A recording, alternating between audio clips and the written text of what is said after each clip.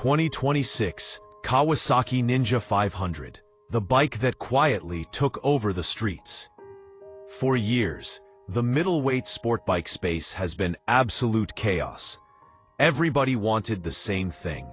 Something fast enough to feel exciting, light enough to feel confident, affordable enough to actually buy, and chill enough to ride every single day without hating your life. Most bikes missed at least one of those targets. Then, Kawasaki stepped in and said, "All right, bet." The 2026 Kawasaki Ninja 500 isn't loud about what it's doing. It's not trying to flex superbike numbers or chase insane top speeds. Instead, it does something way more dangerous to the competition. It gets everything right, and that's exactly why it's blowing up. Officially released as part of Kawasaki's 2026 lineup, with dealers getting bikes starting late 2025 and rolling into 2026, the Ninja 500 isn't just a replacement for the old Ninja 400. It's a full-on glow-up. More power, more tech, better comfort, and still rocking that Ninja DNA everyone recognizes from a block away. This is the bike for riders who want sport bike energy without sport bike pain. Engine and performance. Small motor, big attitude. Let's talk about the heart of this thing, because Kawasaki didn't half-step here. The Ninja 500 runs a 451cc, 4-stroke, liquid-cooled, parallel twin DOHC engine. And yeah, on paper, that might sound modest. But once you twist the throttle, it tells a different story real quick. This motor puts down around 51 horsepower at 10,000 RPM and roughly 31.7 pound-feet of torque at 7,500 RPM. Numbers aside, what really matters is how it delivers that power, and that's where the Ninja 500 shines. Instead of feeling gutless down low, or screaming just to make power, the Ninja 500 gives you usable torque right where you actually ride. Rolling through city traffic? Smooth. Hopping on the highway? No problem. Want to rip through back roads pretending you're in a race highlight reel? Yeah, it'll do that too. The throttle response is clean and predictable, not twitchy or scary. That makes it perfect for newer riders, while still being fun enough that experienced riders won't get bored. Paired with a 6-speed transmission and sealed chain final drive, gear changes feel crisp and solid.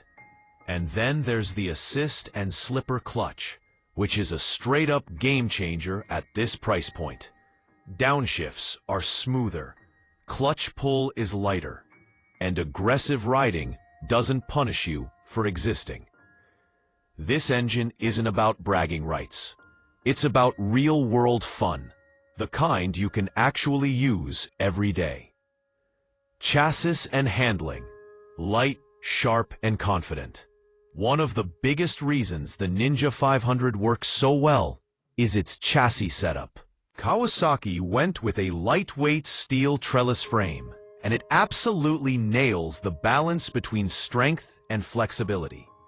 The bike weighs in at roughly 341 to 346 pounds dry, depending on trim, and that light weight changes everything. At low speeds, it feels friendly and easy to manage. At higher speeds, it feels planted and stable instead of sketchy. Up front, you get a 41mm hydraulic telescopic fork. Out back, Kawasaki's Unitrack rear suspension with adjustable preload handles business. This setup isn't track-only stiff, and it's not sofa-soft either. It's tuned for the street, soaking up bumps, staying composed in corners, and not beating you up on longer rides.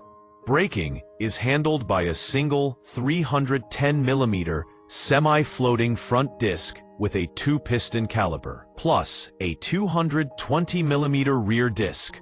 Is it superbike level braking? No. Does it stop the bike confidently and predictably? Yes, absolutely. Especially with the optional ABS, which is highly recommended unless you enjoy surprise front wheel lockups. Overall, the Ninja 500 feels agile, predictable, and confidence-inspiring, which is exactly what riders want, whether they're learning or leveling up. Dimensions and ergonomics, sporty without the pain. This is where Kawasaki really understood the assignment. The seat height sits around 30.9 inches, which means most riders can flat-foot or nearly flat-foot the bike at a stop. That alone makes it way less intimidating than taller, more aggressive sport bikes.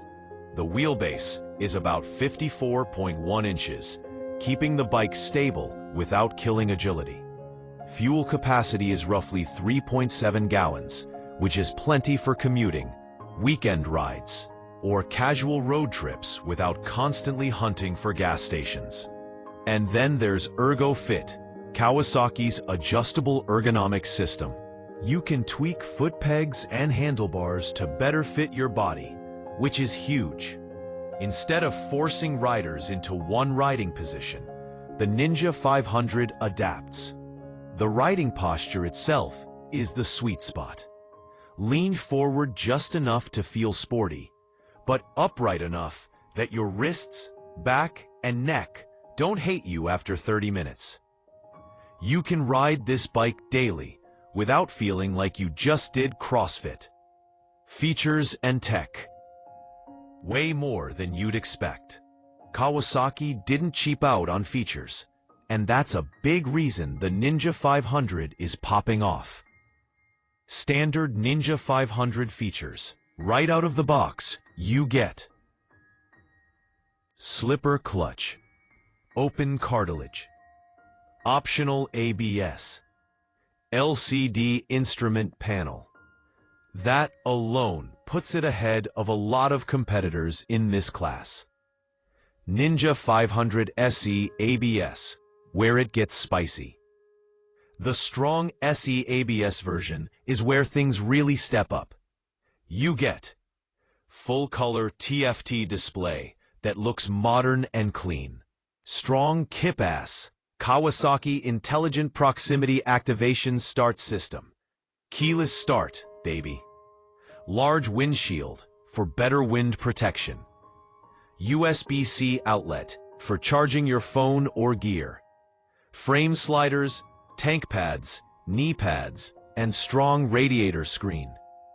LED turn signals and premium graphics. This is wild for a bike in this price range. It feels like Kawasaki just said, yeah, let's give them everything. Paragraph 1. Real-world riding. City, highway, and everything in between. Here's the thing about the Ninja 500. It fits into real life. In the city, it's light, narrow, and easy to maneuver. Lane filtering feels natural, where legal. Parking is painless, and the clutch-throttle combo doesn't make stop-and-go traffic miserable. On the highway, the engine has enough punch to cruise comfortably at speed without screaming its lungs out. Wind protection is decent, especially on the SE, and the bike stays stable even when traffic gets chaotic. Hit some twisty roads, and the Ninja 500 reminds you why the Ninja name still means something. It turns in quick, holds a line confidently, and lets you build speed without feeling like you're about to die. It's fun without being reckless, and that's a rare balance. Price, the real mic drop. Let's talk money, because this is where Kawasaki really cooked. Inline B, strong standard Ninja 500, around $5,399 to $5,999. Inline A, Ninja 500 SE ABS, around strong $6,499. For what you're getting, that's borderline disrespectful to the competition. You're getting modern tech, solid performance, legit build quality, and daily usability for thousands less than bigger bikes. and without the insurance nightmare that comes with higher displacement. Why the Ninja 500 is everywhere. The Ninja 500 hits a sweet spot that's hard to beat. Great power-to-weight ratio. P. Looks like a big Ninja, not a starter bike. P. Comfortable enough for daily riding. Tech that actually matters. Affordable to buy, insure, and maintain. It's the kind of bike people keep longer than they expect, and that says everything. H2. Final thoughts. This bike is a problem for everyone else. The 2026 Kawasaki Ninja 500 doesn't scream for attention. It doesn't flex insane numbers. It doesn't pretend to be something it's not. Instead, it quietly dominates by being really, really good at what most riders actually want. It's fast enough, light enough, comfortable enough, affordable enough. And that combination is deadly. H2. Final hook. In a world where bikes keep getting bigger, heavier, and more expensive, the 2026 Kawasaki Ninja 500 asks a dangerous question. What if the perfect sport bike isn't the fastest one, but the one you actually want to ride every single day? Strong,